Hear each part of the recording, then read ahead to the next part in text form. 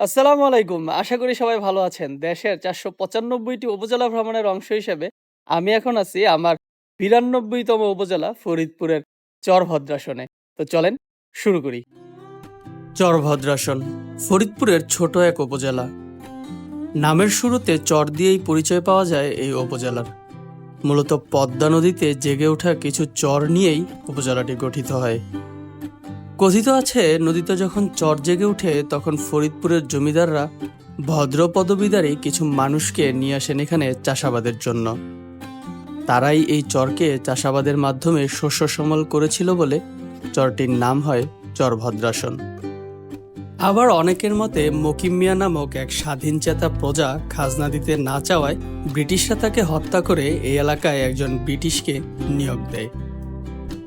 সেই ভদ্রলোক এই চরেই বাস করতেন বলে মানুষের মুখে চরটির নাম হয় ভদ্রলোকের আবাসন বা চরভদ্রাসন। আজকের ভিডিওতে ঘুরে দেখব ছোট এই উপজেলাটি। ভিডিওটি ভালো লাগলে চ্যানেলটি সাবস্ক্রাইব করতে ভুলবেন না।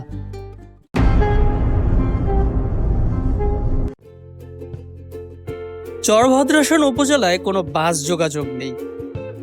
ফরিদপুরের টেপাখোলা মোড় থেকে লেগুনায় আসতে হয় এখানে।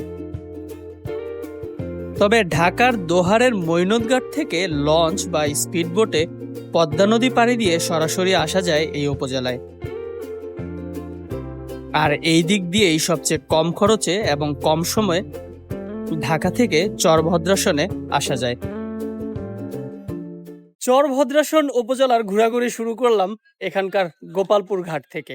চরভদ্রাসনের সবচেয়ে বিখ্যাত এবং সবচেয়ে জনপ্রিয় একটি ঘাট। চরভদ্রাসনের একমাত্র এই গোপালপুর ঘাট থেকেই লঞ্চে বা স্পিডবোটে যাওয়া যায় মৈনত ঘাটে। তবে লঞ্চগুলো অনেক ছোট। এগুলো পদ্মা ব্রিজ হবার আগে মাওয়া কাওড়াকান্দি ঘাটে চলাচল করত। ব্রিজ হবার পরে এখন লঞ্চগুলো এই দিক দিয়ে চলাচল করে। লঞ্চে বাইক পারাপারেরও ব্যবস্থা আছে। এগুলো কত করে টিকিট লঞ্চের? ভাড়া 70 টাকা। জি। যাইতে কতক্ষণ লাগে? যাইতে লাগে 40 মিনিট, আইতে 40 মিনিট। আচ্ছা, কতক্ষণ পর পর ছাড়ে লঞ্চ? আপনি আধা ঘন্টা পর পর। ও, ফার্স্ট লঞ্চ কয়টায়? ফার্স্ট লঞ্চ 8টায়, আর রাতে কয়টা পর্যন্ত চলে? 5:30, বিকাল 5:30 শেষ। 5:30। লঞ্চ ঘাটের পাশে একটা স্পিডবোট ঘাট আছে। লঞ্চের ভাড়া 70 টাকা হলেও স্পিডবোটের ভাড়া দ্বিগুণ, 150 টাকা। একটু পরপরই স্পিডবোট ছেড়ে যায়। এক একটা স্পিডবোটে 18 থেকে 20 জন করে বসা যায়। আর লঞ্চ বিকেল 5:30টায় বন্ধ হলেও স্পিডবোটগুলো সূর্যাস্ত অবধি পাওয়া যায়। এখন গোপালপুর ঘাট থেকে আমি চলে যাব হচ্ছে চরভদ্রাসন উপজেলার দিকে। এরপরে দেখি আর কোথায় যাওয়া যায়। ঘাট থেকে একটা অটোতে উঠলাম। গোপালপুর ঘাট থেকে উপজেলা পর্যন্ত অটো ভাড়া 20 টাকা। যাওয়ার পথে চরভদ্রাসন মডেল মসজিদের দেখা পেলাম।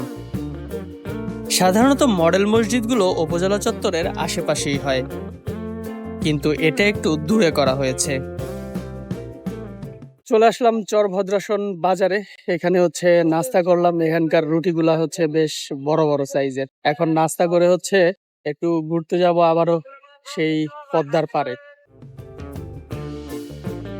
চরভদ্রাসন চরবেষ্টিত ছোট উপজেলা হওয়ায় এখানে ঘোরার তেমন কোনো জায়গা নেই। উপজেলা চত্বরের পাশেই একটা জায়গার নাম স্বাধীনতা চত্বর। পাশ দিয়ে বয়ে চলেছে ভুবনেশ্বর নদী। এটা পদ্মার একটা শাখা নদী, কিন্তু দেখে মনে হয় এটা একটা খাল। কি আছে দেখার আপনার এই জায়গায়? নদীর পাশ ছাড়া কোনোই নাই, নদীর পানি। জায়গাটার নাম কি? এমপি ডাঙ্গি। ও, আপনার অটো তাহলে ওদিকে যাবে? এমপি ডাঙ্গি নদীর পার। দেরি না করে সেই অটোতে উঠে গেলাম। চরভদ্রাসন বাজার থেকে এমপিডাঙ্গি ঘাট পর্যন্ত অটো ভাড়া নিল 20 টাকা। চলে আসলাম এই চরভদ্রাসন উপজেলার আসলে ঘোরার মতো নাকি একটাই জায়গা আছে। মানুষের মুখে যা শুনলাম সেটা হচ্ছে এমপিডাঙ্গি ঘাট। আমি এখন আছি এই এমপিডাঙ্গি ঘাটে। এটা মূলত হচ্ছে পদ্মা নদীর একটা পাড়। আমার পিছনে যে নদীটা এটাই হচ্ছে কিন্তু পদ্মা নদী। পদ্মা নদী কিন্তু বিশাল। এখান থেকে হচ্ছে মাওয়া ঘাট পর্যন্ত পুরোটাই পদ্মা, কিন্তু মাঝখানে হচ্ছে চর পরে, পরে কিন্তু এরকম বিভিন্ন শাখা-প্রশাখা তৈরি হইছে। কিন্তু নদী কিন্তু পুরোটাই হচ্ছে পদ্মা।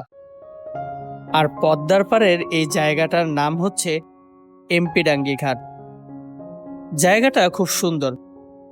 তবে এখানে আসতে হয় বিকেলবেলা। আর আমি এসেছি সকালে। তাই রোদের কারণে এখন হয়তো তেমন একটা ভালো লাগছে না। চাচা, এই জায়গায় মানুষজন কি আসে না নাকি? না মানুষ আসে আসে না। আসে বিকেল টাইমে বিকেলে আসে কম হালকা পাতলা। 3টার দিক 4টার দিক। আবার আসবে কুরবানি চাষ করি আবার এই জায়গায় দেখার কি শুধু এই ঘাটই নাকি আর কিছু নয়? এই গাড়ি হ্যাঁ। আর ওই পারে কি নদীর? ওই পারে ওই যে খেওয়া লোকজন আসে সরে কোনে।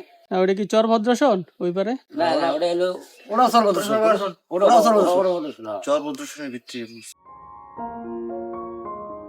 এখানে কয়েকটা ভাসমান রেস্টুরেন্টও করা হয়েছিল, যদিও হাসিনার পালানোর পর এগুলো সব ভেঙে ফেলা হয়েছিল। তবে এই ভিডিওটা 1 বছর আগের। হয়তো এখন আবার সব নতুন করে করা হয়েছে। জায়গাটা দেখতে হয়তো তেমন আহামরি কিছু না, তবে নদীমাতৃক বাংলাদেশের এই নদীর পাড়ের সৌন্দর্য আসলেই অন্যরকম। এমপিডাঙ্গি আসলে ঘোরার তেমন বেশি কিছু নাই। নদীর পাড়ের এলাকা, বিকালে আসলে হয়তো আর একটু বেশি সময় থাকতে পারতাম। তো এখন আবার চলে যাচ্ছে হচ্ছে বাজারে। অটো থেকে নেমে চরভদ্রাসন বাজারটা একটু ঘুরে দেখলাম। যদিও বাজার ঘোরাটা আমার আসল উদ্দেশ্য ছিল না। কোনো উপজেলায় ঘুরতে গেলে আমি মিষ্টি ট্রাই করি, তাই এখানকার মানুষের কাছে খোঁজ নিচ্ছিলাম কোথায় ভালো মিষ্টি পাওয়া যায়। আর খুঁজতে খুঁজতে পেয়ে গেলাম এই দোকানটা।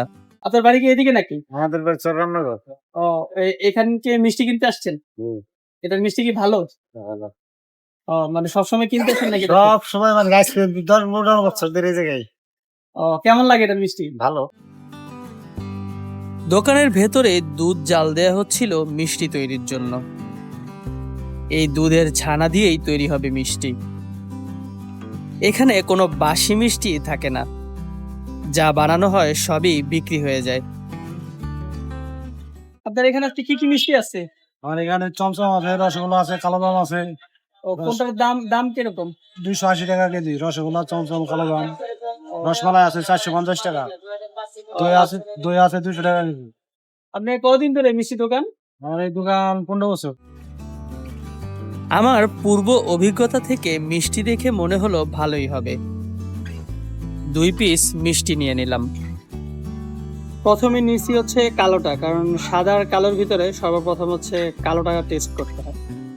এটা হচ্ছে কালো জামের মতো আর কি, মানে মুখে দেওয়ার সাথে সাথে গলে যাচ্ছে। এটা কিন্তু হার্ড না, নাম যদিও চমচম, কিন্তু চমচমের মতো কিন্তু শক্ত না, হচ্ছে নরম, ভালো। ছানার মিষ্টি বোঝা যায়, আটার না, অন্তত আটার ফিল নেই। এখন হচ্ছে সাদাটা। ওয়াও, ভালো, মিষ্টির টেস্টটা অন্যরকম।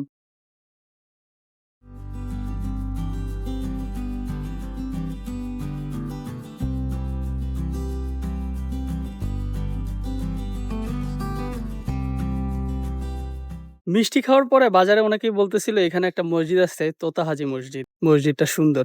এটা হচ্ছে গোপালপুর ঘাটের পাশেই। আবার ব্যাক করে হচ্ছে এখানে আসলাম। তবে মসজিদের টাইলস ছাড়া দেখার মতো তেমন কিছু নেই। স্থানীয় তোতা হাজি মসজিদটি নির্মাণ করেন। মসজিদের সামনেই তার বাড়িও আছে। তবে মসজিদের যে রাস্তাটা সামনে দিয়ে আসলাম, এই রাস্তাটা খুব সুন্দর। আমার কাছে এমনিতেই গ্রামীণ এই রাস্তাগুলো এমনিতেই খুব ভালো লাগে।